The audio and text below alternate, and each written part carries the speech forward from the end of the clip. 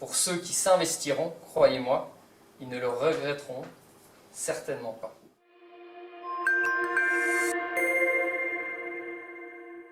Nous sommes sur le site du lycée Schumann à Metz où cette année s'ouvre une section sportive arbitrage.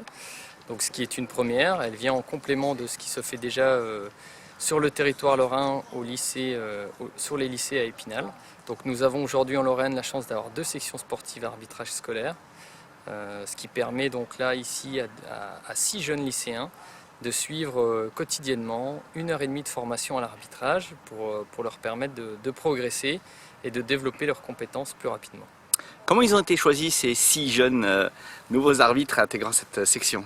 Alors ces 6 jeunes ont fait partie d'une liste de candidats potentiels qui se sont inscrits pour les journées de présélection en fin d'année scolaire dernière. Et puis ils ont passé des tests de sélection, à la fois physiques, des tests d'arbitrage aussi, théoriques, mais aussi un entretien de personnalité. Et ils ont arbitré en situation des joueurs qui étaient là. À l'issue de tout ça, nous avons effectué une sélection et nous avons retenu les 6 profils les plus motivés. Ils doivent avoir de l'ambition, mais elle prendra forme au fur et à mesure des semaines.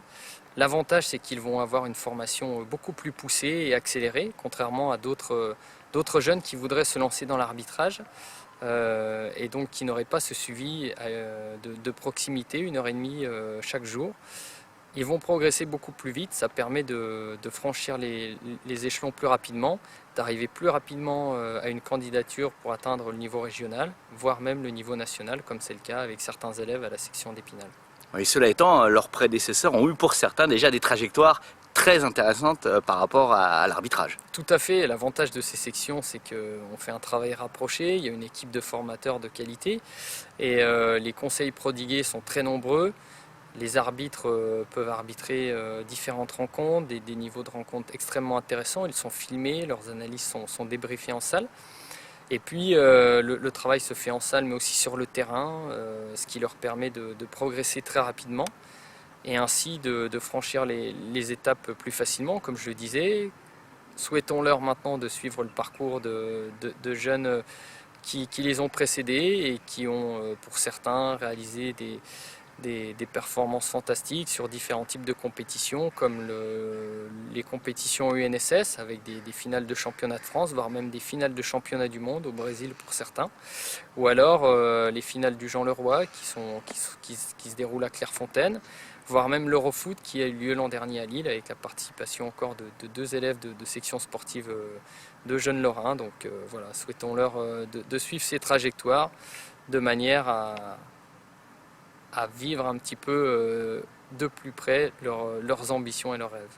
On a choisi les meilleurs formateurs qui eux-mêmes ont reçu le cursus de formation au niveau de notre fédération et qui vont pouvoir restituer, je dirais, leur savoir et leur expérience auprès et accompagner ces jeunes dans leur je dirais, parcours qui démarre aujourd'hui et puis que l'on retrouvera dans quelques années peut-être sur les terrains nationaux.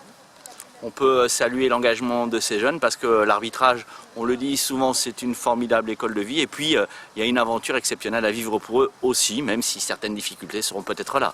Pour avoir un petit peu suivi ce parcours, je sais que ça aide beaucoup dans la personnalité, dans la responsabilité et puis quoi aussi dans la tolérance qu'on doit avoir avec les autres. Mais aussi, je crois, ça aide, je dirais, dans sa vie professionnelle et sa vie personnelle, arbitrer, décider, prendre, je dirais, des initiatives. Ce n'est pas donné à tout le monde. Je crois que ces jeunes ont cette volonté d'acquérir justement les valeurs de l'arbitrage pour accompagner, je dirais, notre discipline au plus haut niveau. Ah, déjà, c'est en complémentarité d'une section de football qui prend vraiment de l'ampleur encore. Elle a 40 ans.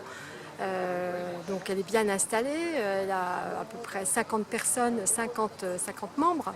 Et donc ça donne aussi pour les arbitres l'occasion de connaître des mises en situation extrêmement intéressantes. Je pense quand même que pour des jeunes, être mis en situation, eux qui doivent analyser, qui doivent avoir le recul nécessaire et qui doivent prendre la bonne décision, je trouve que c'est une mise en situation tout à fait intéressante.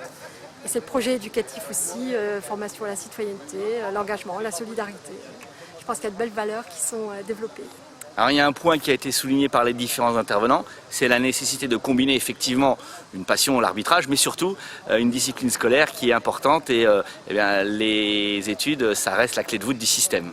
C'est sûr que c'est un double parcours dans lequel il s'engage et il n'y aura de réussite que si le double parcours est réussi.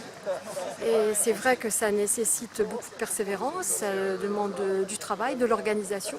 Et c'est vrai qu'il y a quand même des équipes qui sont là pour les épauler, les réconforter le cas échéant, les pousser, faire un coup de gueule pédagogique si c'est nécessaire ou éducatif.